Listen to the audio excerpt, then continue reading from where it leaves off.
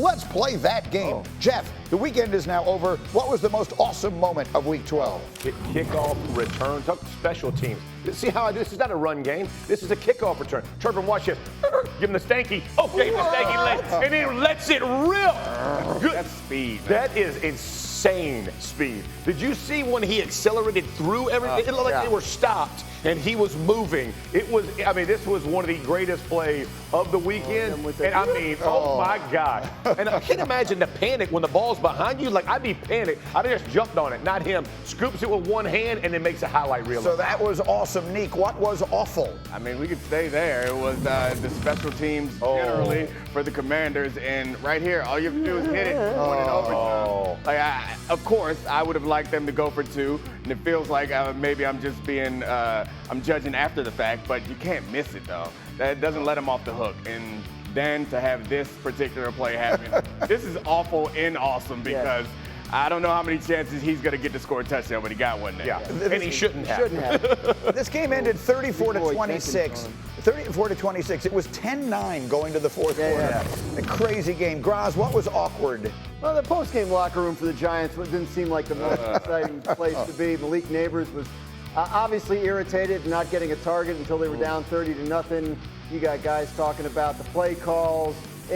It seems like it's pretty miserable there in East Rutherford, right? Yes, I do. I think it's pretty miserable there in East Rutherford right now. And I think after a game like this, very awkward, some very awkward meetings and conversations going on. I did not think there would be a moment this season in which I would say, as a fan of the New York Jets, well, at least we're not that. Yeah. This was a moment I did not see coming. But here's where I don't want to overstep, okay? I want to hear from the players because I heard from Teddy Bruschi and I heard from a lot of the guys this weekend.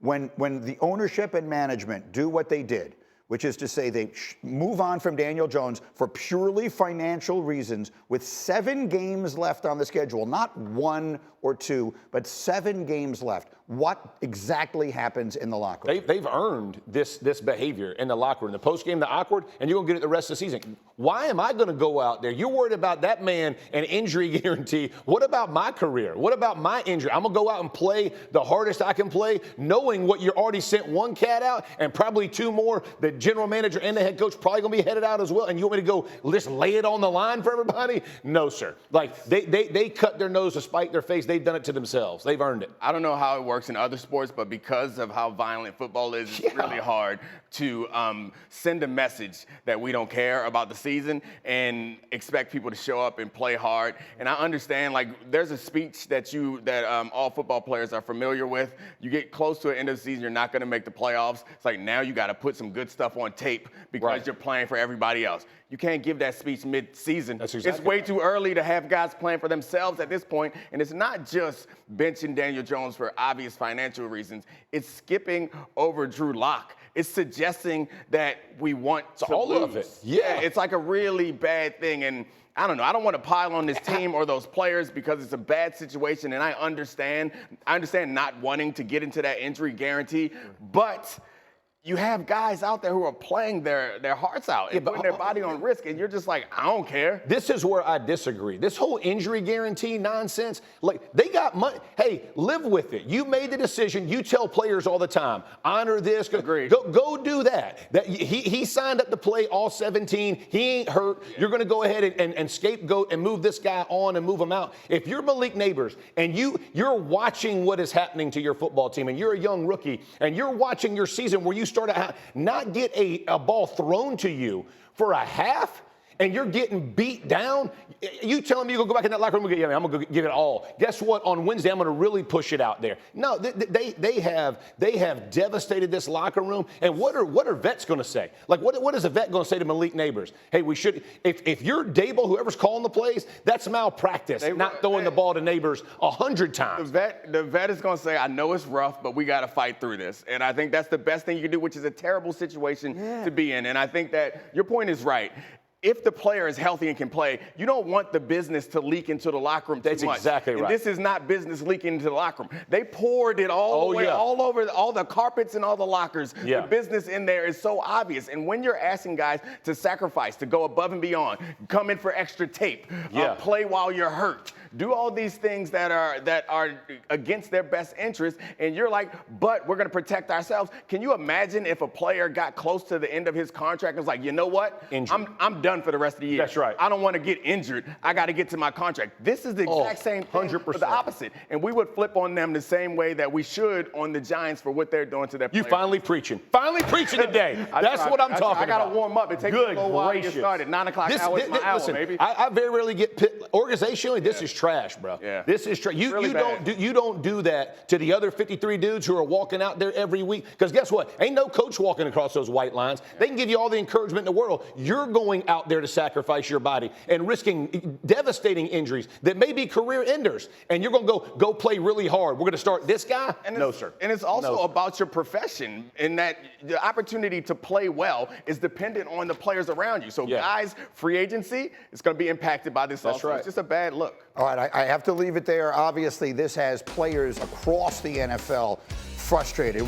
There's a lot of confidence in this room. Sneaky Hembo. Saquon Barkley is on pace to become the 4th player with 2,000 yards from scrimmage with multiple teams. That suggests there have been 3 players who've done it before. Right.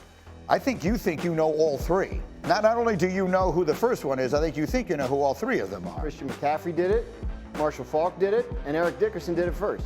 Eric Dickerson. That's correct. Final answer. That's exactly the right Only group. 3 choices. That's the exact right group. That was unbelievable. That is correct. Hembo, you are garbage. That is right. Garbage. Go ahead. Excuse to put that photo up, though, with the glasses. Little finger roll. Glasses, the neck roll. Not only did I wanted to see if you had all 3 of them right. Yeah. Eric Dickerson, Marshall Faulk, Christian McCaffrey. Pretty good accomplishment. And we'll see if Saquon is able to do it. Way up. All right. Exceedingly well done. Let's keep it moving. The game is called Likely or Unlikely. Hey, Domonique Foxworth, if I said Bryce Young will be the Carolina Panthers starting quarterback next year, is that likely or unlikely? Yeah, I feel like it's likely, and it's getting more and more likely through week by week. And so going up against this great Chiefs defense, he seemed to be really well prepared and executed against the blitz, and he's been playing well. And there's no reason to give up on a first-round pick already, especially given how tough the situation's been down there. Maybe sometimes sitting a couple of weeks, it looks like it's working for some of these young quarterbacks along the way. Speaking of which, Graziano, let's go to Bo Nix.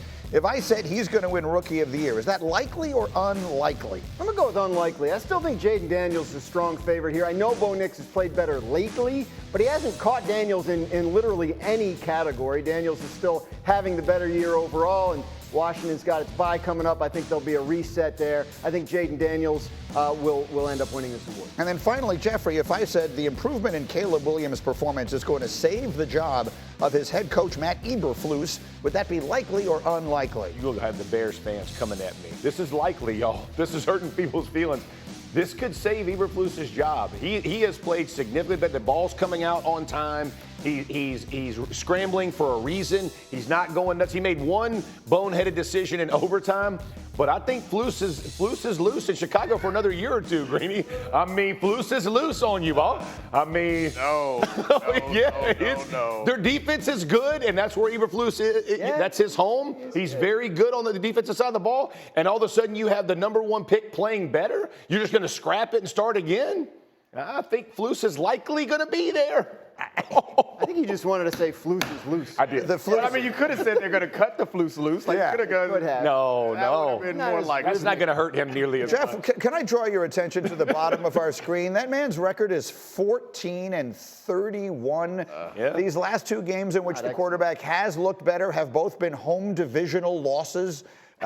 Their performance in situational football has candidly been the source of mockery, both locally and nationally. And because Thomas, what's his name, Brown, has suddenly figured out what every single analyst on my set has been saying all year long, because all of a sudden they're not dropping him back to pass like in 7-step drops every single snap like he's, the Peyton Manning and when he's in his 15th year. Yeah. All of a sudden they figured that out. Now we're going to save the head coach's job? Yeah, listen, I know it's going to break your heart. The Flus is loose another year or two in Chi-Town. I really think you just like saying that. Yeah, I don't even think you believe this. I think you just like saying What is your sense of this? Look, I'm old enough to remember Eberflus was too easy. Eberflus was 100% fired last year, and then he wasn't. Yeah. He doesn't have a contract for next year. He's in the final year of his contract. He's not. What year is this for him? 3? I believe this is the final year of it. Well, he's in the final year as coach of the. Okay, then maybe he has Bears. 1 year left. They didn't extend him. sure he has 1 year left. Okay, Yeah. so maybe he has 1 year left. Excuse me. No. Right. But the point I'm making is that he walked into this season with a lame duck kind of tag attached to him, and they changed offensive coordinators, and now they've changed offensive coordinators again. Right. So here's the thing. This time last year, we were sure that they would move on. They didn't. They finished strong, and that saved him. I'm generally not an advocate for changing every 2 or 3 years. I think you got to, at some point. There are 2 things that work against him, other than obviously the record. One is that he's missed on the offensive coordinator twice, right? Both of his offensive coordinator hires didn't pan out. Shane Waldron didn't even make it a full year with the rookie quarterback. So that's the kind of thing that can do you in as a head coach, especially when your specialty is on the other side of the ball. The other thing is, and again, I don't know what the Bears are going to do. This is sort of the industry talk right now. They're trying to get a new stadium built. When you're trying to get a new stadium built, you want energy and excitement and enthusiasm about the team. The fans, for right or wrong, don't feel that for Matt Eberflus. You look at the rest of your division, you see superstar coaches, right? Kevin O'Connell, Matt LaFleur, Dan Campbell, and you're thinking, I like Matt, but I might need one of these guys that's got a little more juice to him. Yeah, it'll be interesting if you told me who they're getting, if they're going to go get Johnson. Ben Johnson? Yeah, if they're going to go get Johnson. Yeah. I'm sure they'll try. You have that conversation, right? But Could have had Jim Harbaugh. They absolutely could. You want to get a stadium built in Chicago? You could have hired Jim Harbaugh. Agreed.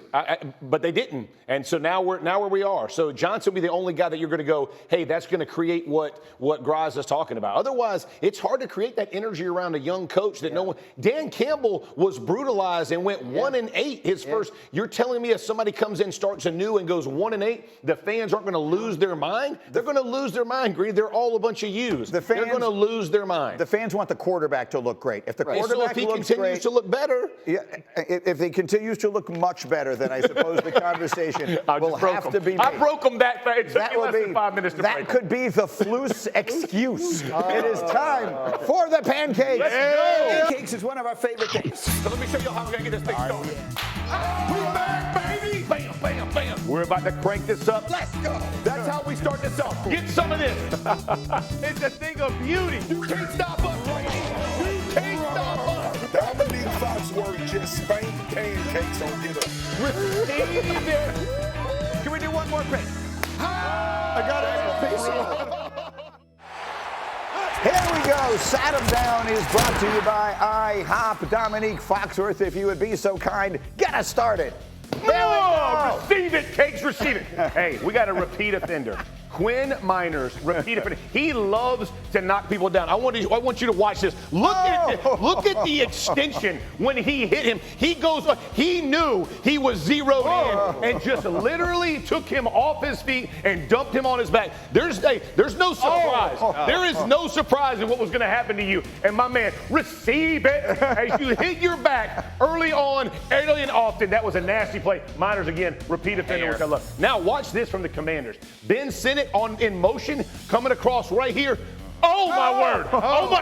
Hey, my favorite part. He hits him first, and the DB tries to turn to his back. He doesn't give it up. He freaking mushes him in the back of the dome. Look at it, and it just stays on him. Look, he seeked him, gets him, dumps. Oh yeah, don't try to run away. Don't try to run. And you walk it in the end zone. Ben Sinnott, that's what I'm talking about. I love when tight ends do it. He's a little guy, so I only gave you 2, but I respect the heck out of him. And we're finishing this up. The Eagles.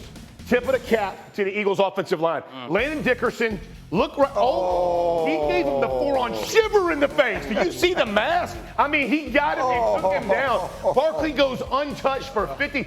This offensive line laid hat on them Rams. Laid hat on. What was it, 255 rushing? 255 Oh, my rushing. word. Broke Shady's record. This is total respect. I could have given you 20 plays, Eagles offensive line. Just dominating. Landon Dickerson, 3 cakes. Look right here. That's extension, y'all. That's a nasty body, too. Look at that. That's a thing of beauty. That is a thing of beauty. Like, do you think Quinn Miners orders a small shirt, or is that just as big as they make Oh, it? he gets smart. Like, child's medium. He looks like that thing's Don't about it. shower 2 days pregame. Just get as filthy as you can. And when you lay on top of them, just let them Guys know. are disgusting. I mean, tomato, tomato. We love As it. we continue, the cakes have been served.